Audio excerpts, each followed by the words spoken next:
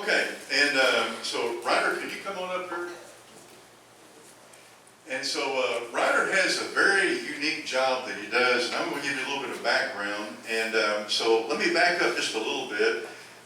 So Wrighter works with Melissa Lewis and at a camp that they have, and the name of the camp is, I'm going to get it wrong, I'll let you say it. It's called Camp 7 Star, but also up there it's Camp TSEC, so it's Traditional Cherokee Ecological Knowledge. So we asked our kids what they thought the name should be, and they said 1,000 ways to get along, so they said TSEC. I didn't want to mess it up, and so we have, he works with Melissa Lewis, and they're, both of them are just incredible people, and in April of this year, I got to go over and work with them and help them plant trees, and they work with the Cherokee youth, and let me tell you what, for me, seeing how excited those kids were about learning the language, about planting Chinquapin trees and other plants, and restoring their culture, it was a game changer for me. And so here we are, we're doing this, and then the Cherokee Nation is trying to restore back the language. And so Melissa Lewis, I was going to call her, and I was driving through West Virginia coming back from a tree trip in July, and she called me up. She goes, "Hey Steve, I signed up for the meeting y'all have, and I want to come over and see it." And I thought, oh my gosh. I said, well, I was thinking about calling you. I didn't tell her why. And so Melissa Lewis is going to be here as well as Wrighter was, and they both work hand in hand on this. And so we have an award for Melissa that we're going to present to you, and he's going to talk a little bit about what they're doing here. But let me tell you a little bit about Melissa, and I'm going to tell you about this man standing here with me too. So Melissa Lewis is Associate Professor of Family and Community, and she has a doctorate degree in medicine at the University of Missouri, and a citizen of the Cherokee Nation. And her research includes co-creating and evaluating Cherokee cultural programs. Programs include Cherokee community building through reconnection with culture, history, land, language, and important mother language immersion in a traditional Cherokee ecosystem knowledge youth camp. Her research contributes to the body of the work that demonstrates that indigenous cultures include language, foodways, and historical and cultural knowledge related to improving health and well-being. And so we don't think about that, but our youth need these kind of things. You know, they need it, and if they don't have it, they're missing out on a lot of valuable things. It's just real therapeutic. And so basically they have a camp on the end of a lake. It's 10 Killer Lake, isn't it? There's a story behind that one too. And so this lake is has an Army Corps of Engineers facility there, and it's got a big kitchen. It has cabins. It has a beach. It has all kinds of fun things for kids to do. And so the children come there, and I saw firsthand what this man does. And we went out to plant Chinquapin trees, and here was the first, let's see, which one am I thinking of here? Summer Tangent. I saw the first one up there when we were delving out seed looking, I thought, that's a good sign. Then a bald eagle flew over, and I thought, man alive. I thought, you don't see a bald eagle flying this low. Then they kind of burst my bubble, and they said, well, there's a nest over there 150 yards away. But anyhow, it was a real neat experience to do it, and he also filmed. I thought he was taking pictures of filming trees, but he was actually going in and making a video, and his goal is to have the folks that do the linguistics in the Cherokee Nation convert it to Cherokee, and then send that out, and I think that's great. They're doing all kinds of great work for the Cherokee Nation, and restoring native plants, and they even have a herd of buffalo, American bison, whatever you want to call them. I call them buffalo. And so I'm just glad to see all this stuff. And so in 2023, 15 or 17 of y'all came over and did programs with the youth, and it was absolutely incredible. It was really good. Some of y'all nod your heads, you've been there and seen that. So Wrighter Weavel, he was 29 years old, born and raised in Tahlequah, Oklahoma. He's the son of Tanya and Monty Weavel, and has spent over a decade working with children in a variety of education and outdoor settings. And so Wrighter currently serves as the camp coordinator for Camp TSEC, and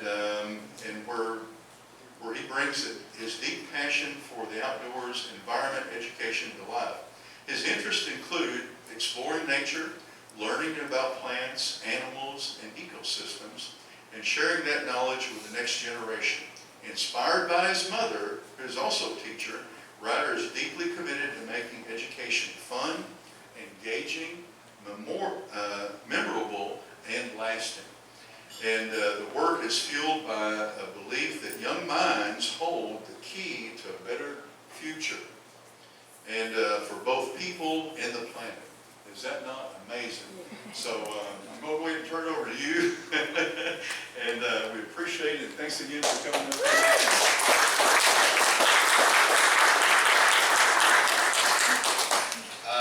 Like he said, my name is Wrighter Weavel. I was born and raised in Tulsa, Oklahoma. It's also the hometown of the Cherokee Nation. It's where our capital is. I don't know if you can tell, but my name is not on this, and so this is not my presentation. Melissa and I sort of work hand in hand. She does a lot of the academic stuff, and I do a lot of the practical stuff. And so this is her PowerPoint I'll be sharing with you all. And there's some things on there that I'm going to talk about, and there's some things that aren't on here that I would really like to speak about. But first, I want to say thanks to Steve and AJ for putting this on and for always being there to help us out. AJ actually is one of our speakers for our camp, this Camp TSEC that I'm about to speak about. And then Steve, you know, he came out to Camp 7, started to help us plant Chinquapin trees, and he planted one with me, showed me how to do it, and then I planted 6 more, and all of those have sprouted. And so one thing that I also wanted to mention is that Steve had mentioned to me that he was the Johnny Appleseed of the Ozark Chinquapin tree, and I think that's a good nickname. But again, this is Camp TSEC. The way the camp works is it's a 10-day camp, Monday through Friday. It's 2 weeks. And we have 12 through 19-year-olds. It's typically the age we like, but we have taken younger kids. We've taken some first graders. We've taken some second graders because we don't think that this knowledge should be limited to just this age group. It's just sort of something to put for the actual application. But this year, we've had 32 kids, and our first year was 2 years ago, and we only had 4. And so all 4 of those kids came with us to Mount Magazine when they had this conference here a couple years ago. And so this is just sort of a breakdown of it. We spent a year working on the curriculum with people from Eastern Band of Cherokees and from Oklahoma, because if you all don't know, our tribe is separated sort of into 3 bands. We have the Eastern Band of Cherokees in North Carolina, we have the UKB in Tahlequah, and then we also have Cherokee Nation in Tahlequah. And so we gathered people from all 3 of those bands. We call it One Fire, 3 bands, One Fire. And we created this curriculum over a year because we wanted to ask our elders and the youth, what's important? What should these kids know? And Melissa and I are in a position where we're sort of in the middle. And a lot of us like to think that we know the right way and the right answer. But the best way for us as Cherokees is to ask our elders and to ask our youth, well, what's important? What should the youth know? And then as youth, what do you want to learn about? You know, and so we spent a year making this. Most of our presenters are indigenous, and 66% of those are Cherokee. We allow anyone and everyone into our camp. If they apply and they have a yearning to learn, we don't ever shy those people away. We want them to come. And so one thing that we're really good at doing is we'll give kids disposable cameras, and then we ask them to go out and take pictures of what they think is important. And so these are some photos that they've taken. One kid really wanted me to let you all know that that turtle, he wanted me to show you the tail of the turtle. That was a first grader, and he was just very proud of that photo because it was the first photo he took that was not blurry. And so these are some of the photos that we've taken. The one on the top left, that's the road going into our camp. And so it's super pretty, and it has like overhanging trees for probably a good 2 miles. And so before they even get there, they're already in a state of mindfulness and awareness of nature, of the beauty of it all. And so this is a breakdown of how our days go. Each day has a different theme, and then those days have 3 things going on. We have a story, we have a lecture, and then we have some kind of experience, whether that's a nature walk or an experience like where they make cordage from yucca, or if they want to carve out their own walking stick. You know, we try to get them as immersed in nature as possible, and we also try to teach them the importance of culture in nature.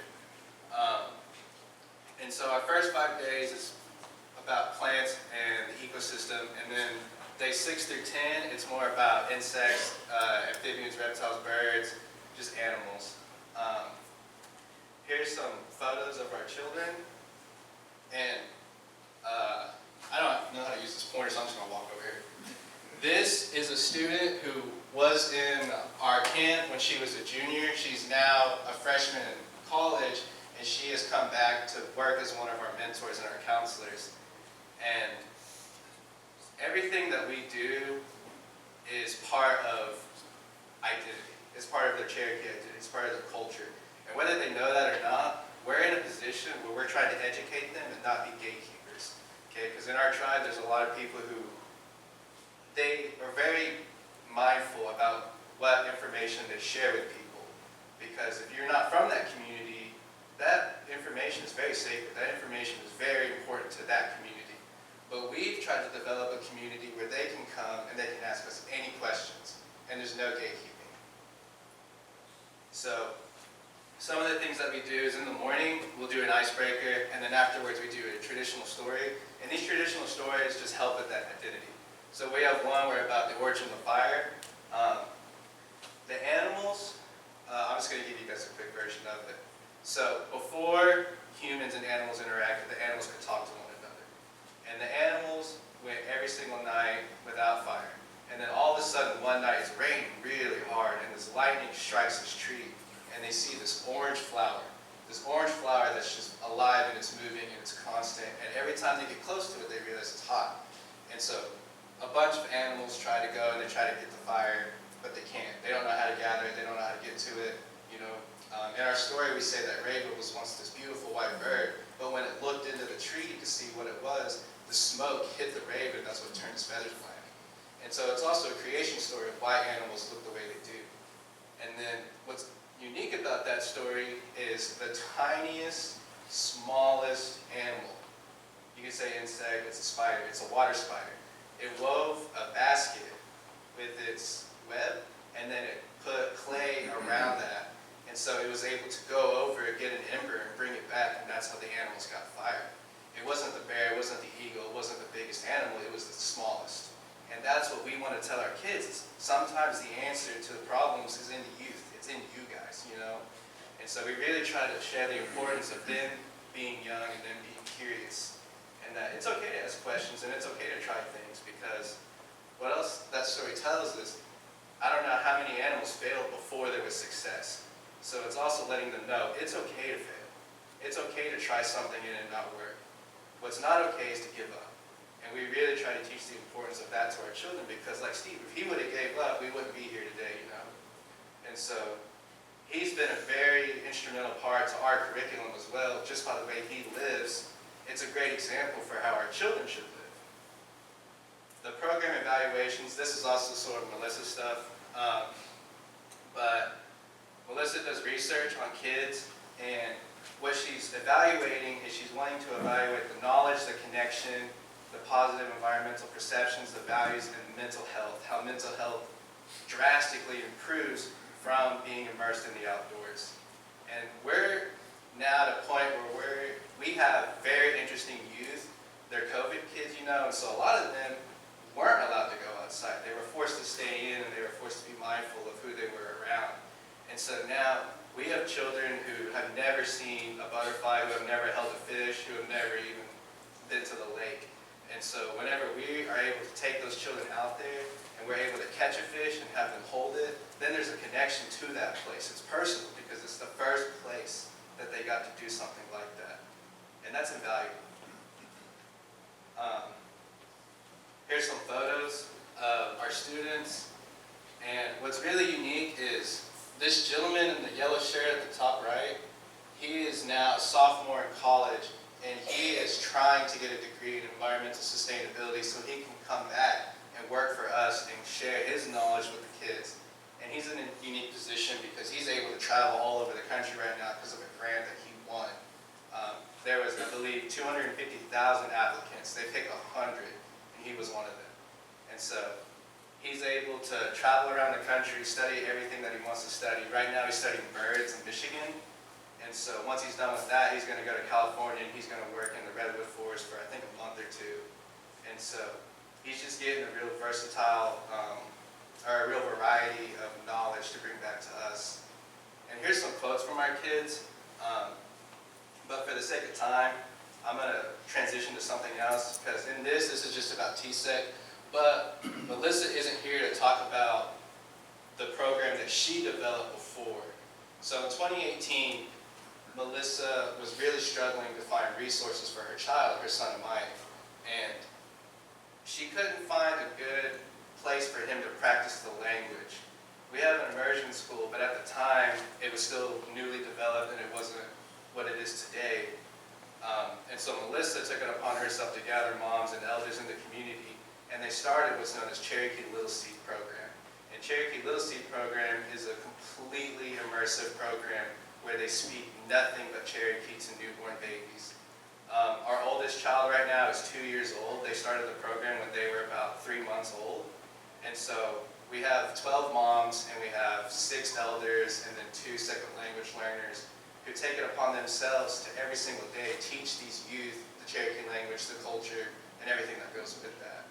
And so anytime we have like exterminators come out or we have just presenters come out, we have to remind them, hey, you need to be mindful when these people are around, because we don't speak Cherokee, or we don't speak English around these people. They only speak Cherokee. And our babies, the only English they know is look at me, Wrighter, look at me, Wrighter. And so it's just really unique to see young minds raised up into speakers. Because one thing in our tribe is we are dwindling in our first language speakers. We have a lot of second language learners, but when you're born and you think about your life, when you think in an English mindset, when you're trying to learn a second language, you're still thinking in that English mindset. But these babies, they think Cherokee, and that's important. They're thinking Cherokee. They don't see the world like we do. They see the world as Cherokees do. And to me, that's so valuable, because this is something that's very important to our tribe, and language is identity. When we lose our language, we lose who we are. And so Melissa developed this program to save the Cherokee language. And my significant other, Kaylee, back there, she's a 6th grade teacher at the immersion school. And so all of us are doing our best to try to revitalize what was once lost. And then removal, that did a number on us too, because it separated our tribe, separated our people. One of the things that I really wanted to talk about more than anything was our youth love going outdoors. And Steve can attest to this. When you come out, if you guys ever come out to Camp 7 Star, I welcome you. You're more than welcome to come and hang out. We're out on Lake Tenkiller. So our hills are like this, and they're like this. Okay, and so our kids, when they first start, the first couple of days, they're just blown away by the amount of walking we have to do. Also, our camp's in July, so anyone who knows anything about July, it's hot. So after about the first 2 or 3 days, our kids get real tired of it, you know. We're like, man, is this really working? And then the 4th day, we're like, well, we're going to just stay inside and do an activity. Man, they got so mad at us because we did not go outside. Because anytime we'd go outside, Melissa developed this thing where she wove a basket that we call our nature table. They would go out, they'd find something, bring it back, and they'd talk about it, why they picked it, why it stood out to them. And so we realized that we weren't hiking enough. And so our kids really found an affinity for the outdoors in the sense that they just want to be out there.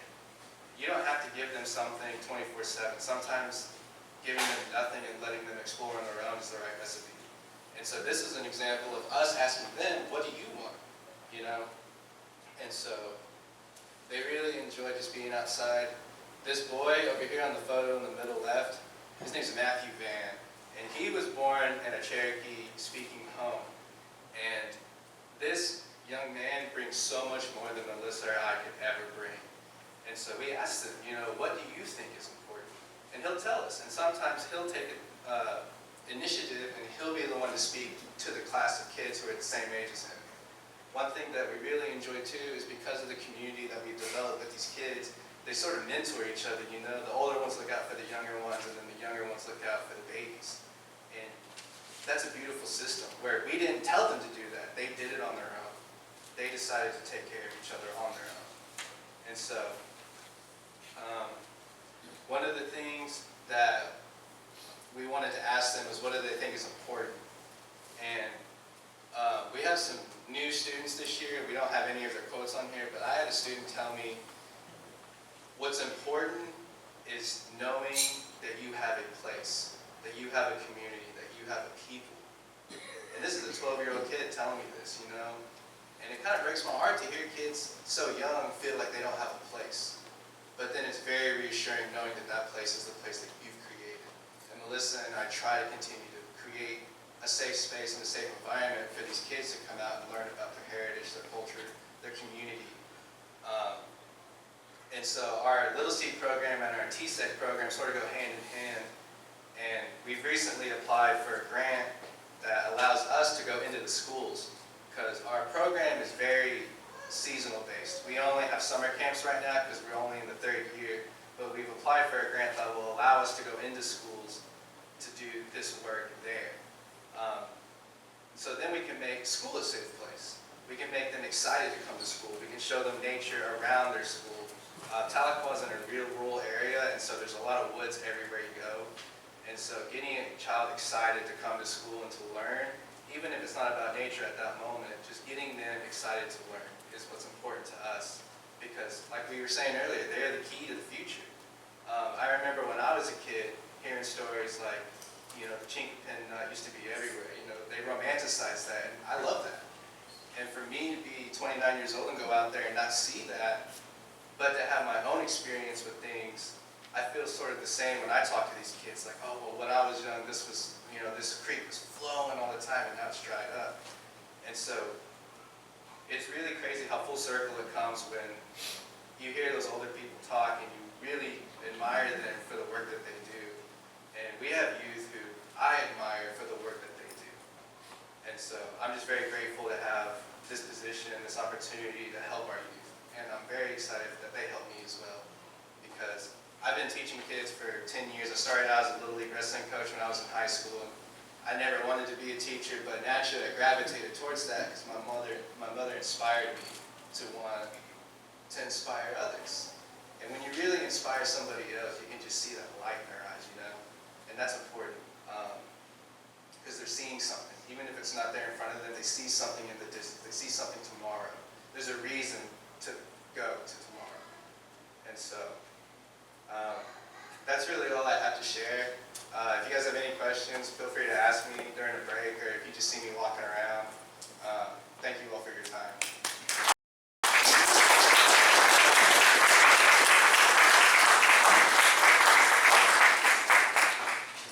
Don't run off just yet. Okay, so we're just a little bit short on time, but we picked up a little bit of time for Larry Burford and for Brady's presentation, and everyone here for Jeff Deaton. Would you raise your hand up? Okay, if everybody look around back, you'll see a lot of folks back there that came in for that. So this is coming up. We got a little bit of extra time built in, so we're good on that. But what we do want to do though, and is I've got the award for Melissa, and so he was going to be coming up here anyhow. Both these two folks work together hand in hand, and I'm really glad to see all this good stuff y'all are doing. It's really inspiring. Like I said, it is a game changer for me, seeing all this, and you know, I'm just glad that we can share this good news that y'all have going on. And like I said before, with all the bad stuff going on, I was so inspired leaving there, and I thought, I'm not letting this go. But anyhow, so if you can hold this microphone, I've got something. I've got two things actually.